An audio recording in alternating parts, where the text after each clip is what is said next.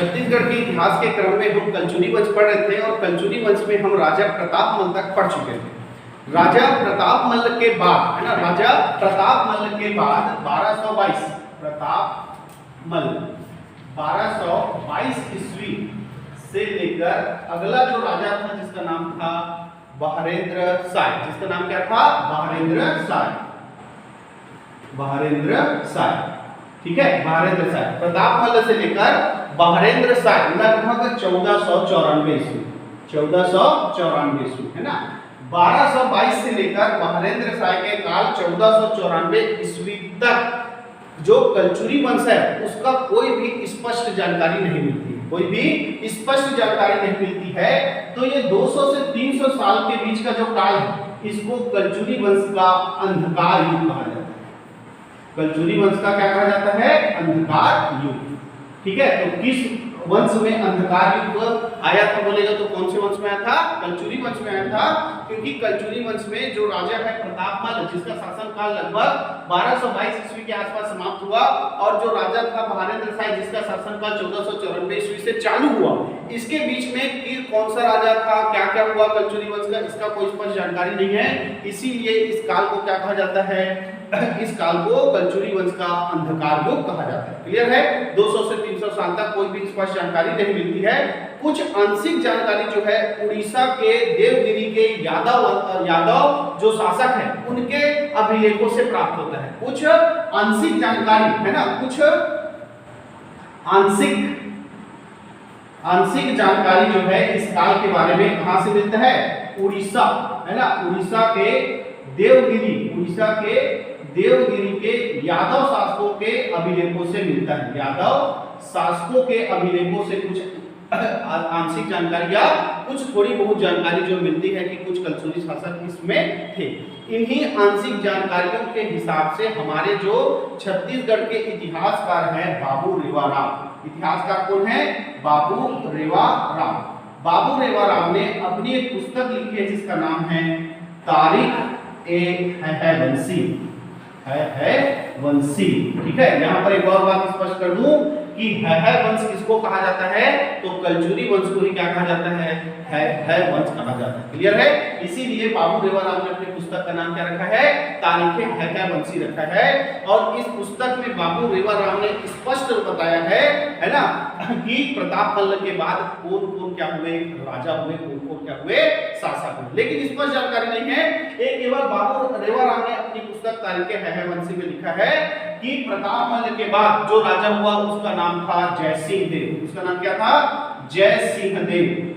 फिर राजा हुआ धर्म सिंह देव। फिर राजा हुआ जगन्नाथ सिंह देव। फिर राजा हुआ वीर सिंह देव। फिर राजा हुआ कमल देव। फिर राजा हुआ शंकर देव। फिर राजा कौन हुआ? शंकर देव, ठीक है। तो जो तारीखें है वंशी है उसमें बाबू रेवा राव ने बता दिया कि प्रताप मल के बाद राजा कौन हुआ है? जय सिंह देव हुआ है।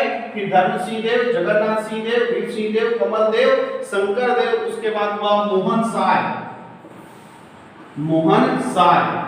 दादू साय, पुरुषोत्तम साय, और इसके बाद राजा हुआ बहरेंद्र साय,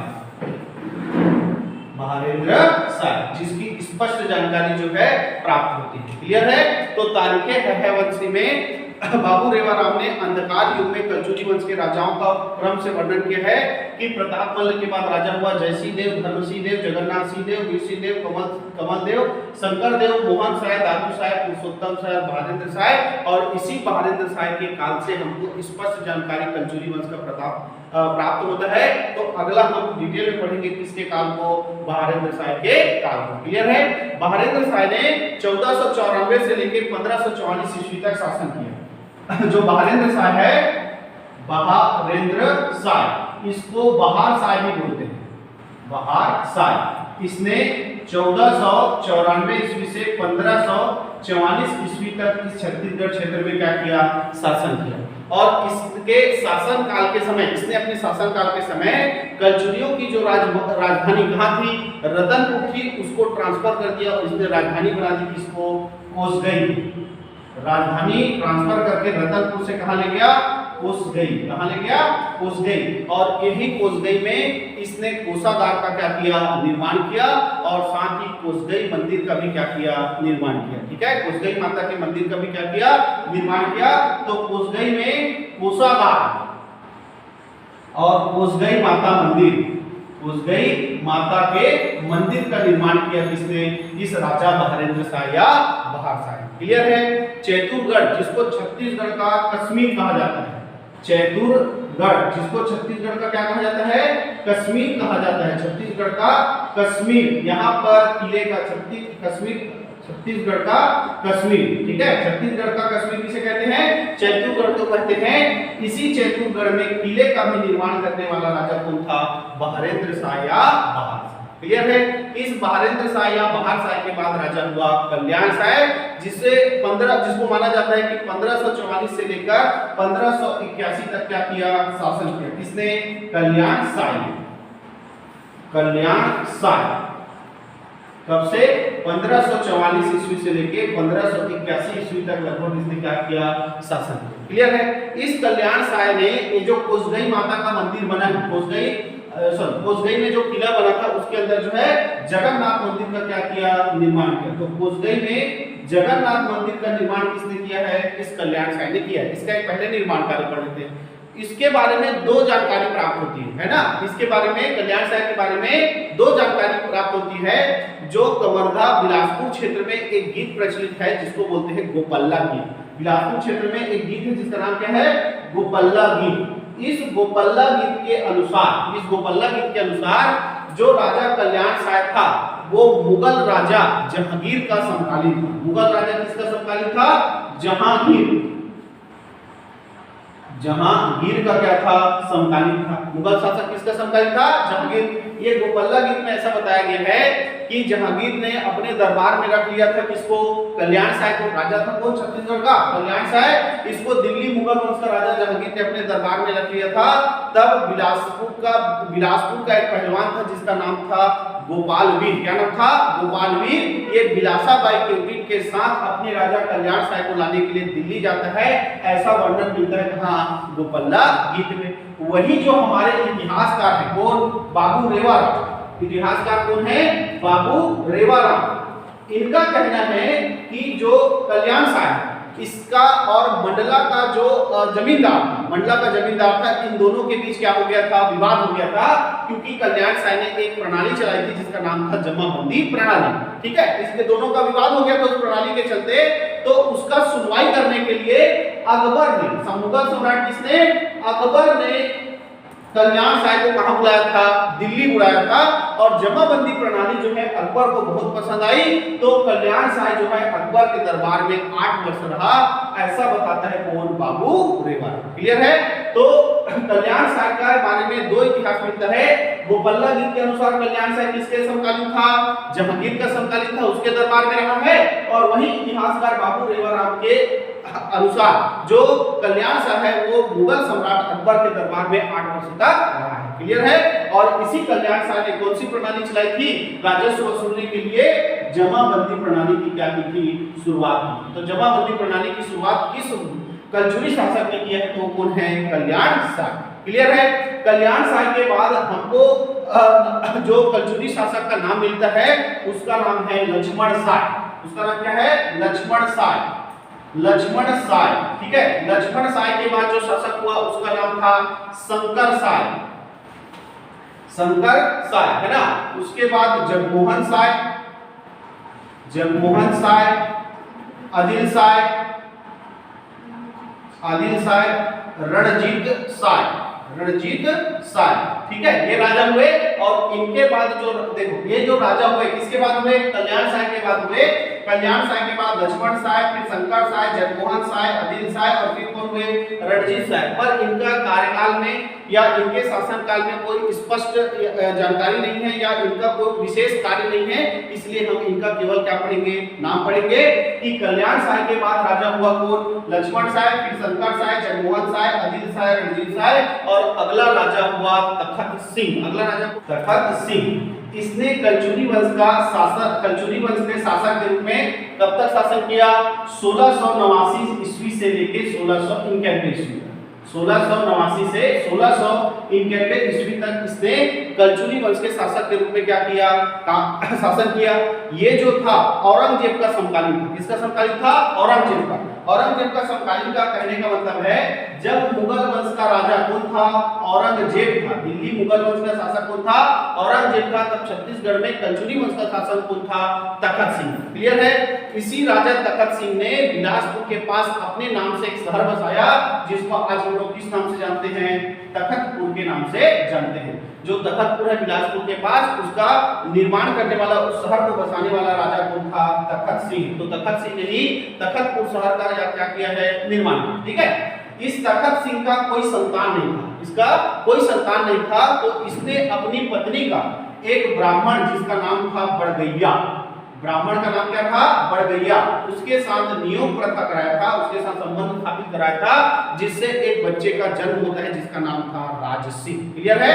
तो इस राजा तखत सिंह का कोई भी संतान नहीं था, तो इसने अपनी पत्नी का कौन से ब्राह्मण, बड़गैया नामक ब्राह्मण के साथ नियोग प्रथा कराया था, जिससे एक बच्चे का जन्म हुआ जिसका नाम क्या था, राजसिंह। और यही राजसिंह जो है छत्तीसगढ़ कलचुरी वंश का क्या बना, अगला शासक। तो अगला शासक किसको पढ़ेंगे, राजसिंह। और इस राजसिंह ने कलचुरी वंश के शासक के रूप में 1691 से लेके 1712 ईस्वी तक क्या किया, शासन किया। राजसिंह ने 1691 से लेके 1712 ईस्वी तक क्या किया, शासन किया। ठीक है। और इसी राजा राजसिंह ने रतनपुर के पास एक शहर बसाया जिसका नाम अपने नाम पे रखा, क्या, राजपुर शहर। क्या नाम रखा, राजपुर शहर। और जिसे जूना शहर भी कहा जाता है, जिसे जूना शहर भी कहा जाता है। तो इसने अपने नाम से राजपुर शहर बसाया जिसे जूना शहर भी कहा जाता है। क्लियर है। इसकी पत्नी का नाम था कजरा देवी, कजरा देवी। इसकी रानी का नाम क्या था, कजरा देवी। इसने अपनी पत्नी कजरा देवी के लिए रतनपुर में बादल महल का निर्माण किया। बादल महल का क्या किया है, निर्माण किया है, जिसे सतखंडा महल भी कहा जाता है। जिसे क्या कहा जाता है, सतखंडा महल। तो सतखंडा महल या बादल महल का निर्माण किस कलचुरी राजा ने कराया है बोलेगा, तो राजसिंह ने कराया है। किसके लिए कराया था, तो अपनी पत्नी या रानी किसके लिए, गजरा देवी के लिए कराया था। क्लियर है। इस राजसिंह के दरबार में एक दरबारी कवि था जिसका नाम था गोपाल मिश्र। जिसका नाम क्या था, गोपाल मिश्र। और इसी गोपाल मिश्र ने एक बहुत प्रसिद्ध किताब लिखी है जिसका नाम है खूब तमाशा। क्या नाम था, खूब तमाशा। ठीक है। नाम से स्पष्ट है खूब तमाशा, तो किसी तमाशे के बारे में रहा होगा। तो क्या था वो तमाशा, ध्यान से सुनिए। ये राजसिंह जो है किससे पैदा हुआ था, बड़गैया से पैदा हुआ था। और इस राजसिंह के बेटे का नाम, राजसिंह का बेटे का नाम था विश्वनाथ। बेटे का नाम क्या था, विश्वनाथ। राजसिंह के बेटे का नाम क्या था, विश्वनाथ। इस विश्वनाथ को पता चल गया, इस विश्वनाथ को क्या चल गया, पता चल गया कि जो राजसिंह है वो तखत सिंह का बेटा नहीं है। किसका बेटा है, बड़गैया का बेटा है। तो ये अपने बाप से रोज क्या करता था, तमाशा करता था। उसी की कहानी लिखा है किसमें, खूब तमाशा में। उसी का कहानी किसमें लिखा है, खूब तमाशा में। और बाद में इसके लिए जो है अपने पिता से बहस करके क्या कर लेता है, आत्महत्या कर लेता है। क्लियर है। ये विश्वनाथ जो है, ये जब इसको पता चलता है कि राजसिंह जो है तखत सिंह का पुत्र नहीं है, किसका, बड़गैया का पुत्र है, नियोग प्रथा से इसका जन्म हुआ था, तो ये विश्वनाथ जो है अपना क्या कर लेता है, आत्महत्या कर लेता है। अब इसका कोई बेटा नहीं है, इसका क्या है, कोई बेटा नहीं है। राजसिंह का बेटा था विश्वनाथ, तो क्या हो गया, आत्महत्या कर लिया। तो राजसिंह जो है रायपुर कलचुरी वंश, देखो अभी ये कौन सा वंश चल रहा है, रतनपुर कलचुरी वंश। तो बीच में जो है कलचुरी वंश का बंटवारा हो जाएगा और रायपुर में भी कलचुरी वंश की क्या हो जाएगी, शुरुआत हो जाएगी। तो रायपुर कलचुरी वंश का एक युवराज था जिसका नाम था मोहन सिंह। जिसका नाम क्या था, मोहन सिंह। ठीक है। तो मोहन सिंह जो है रायपुर कलचुरी वंश का क्या था, राजकुमार था। इसको रतनपुर का राजा बनाऊंगा, ऐसा करके इसने क्या घोषित कर दिया, इसको युवराज घोषित कर दिया। क्लियर है? तो राज सिंह ने घोषणा कर दिया कि अब तो मेरा बेटा विश्वनाथ सिंह क्या हो गया है, मृत्यु को प्राप्त हो गया है, तो जो मोहन सिंह है वही मेरे गद्दी का क्या होगा, उत्तराधिकारी होगा, ऐसा घोषणा कर दिया। और जब ये राज सिंह मरने वाला था, जैसे मरने से पहले थोड़ा जिंदा रहते हैं, हाँ वैसे, तो मरने वाला था, तो अब मरने वाला था तो ये अपना जो मुकुट है, जो अपना रियासत सिंहासन है, वो उत्तराधिकारी को देगा, है ना। लेकिन जब ये मरने वाला था तब ये मोहन सिंह कहाँ गया था, शिकार खेलने गया था, तो ये मरने से पहले अपना जो पगड़ी है राजा का, वो किसको पहना के चला गया, अपने चाचा सरदार सिंह को। किसको पहना के चला गया, अपने चाचा सरदार सिंह को। तो राज सिंह के बाद राजा बनना था मोहन सिंह को, और राजा बन गया कौन, सरदार सिंह। वो राजा बन गया सरदार सिंह, ठीक है, ये राजा बन गया। और जब बात मोहन सिंह को पता चली तो मोहन सिंह जो है रतनपुर को छोड़कर क्या हो गया, चला गया, वापस आएगा, बाद में बताऊंगा, ठीक है। तो मोहन सिंह चला गया, राजा कौन बन गया, सरदार सिंह। और सरदार सिंह ने 1712 ईस्वी से लेकर 1712 ईस्वी से लेकर 1732 ईस्वी तक क्या किया, शासन किया। और इसके बाद कलचुरी वंश का राजा हुआ रघुनाथ सिंह। इसके बाद कलचुरी वंश का राजा कौन हुआ, रघुनाथ सिंह। रघुनाथ सिंह जो है मस्त अपना कलचुरी वंश का राजपाट चला रहा था 1732 ईस्वी से 1741 ईस्वी तक।